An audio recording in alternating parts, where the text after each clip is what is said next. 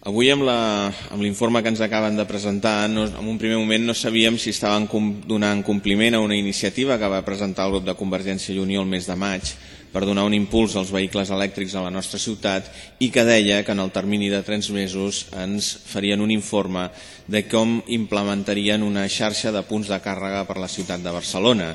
Amb el to que ha donat el senyor William Carns veiem que no és ben bé la resposta a la iniciativa que es va aprovar a la comissió.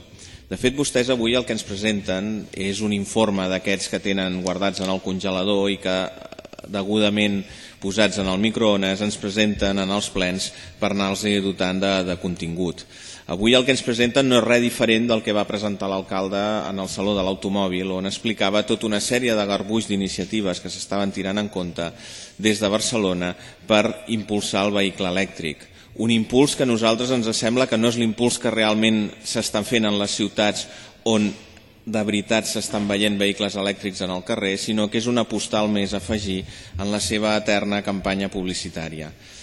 Les ciutats que realment s'estan prenent en sèrio el vehicle elèctric, les polítiques giren al voltant de 3 eixos. Per una banda, la infraestructura, per una altra, de que la ciutat pels carrers corrin vehicles elèctrics i, finalment, un seguit d'iniciatives de màrqueting i de comunicació per convèncer els ciutadans que el vehicle elèctric no és una opció de futur, sinó que està clarament ja en el present entre nosaltres.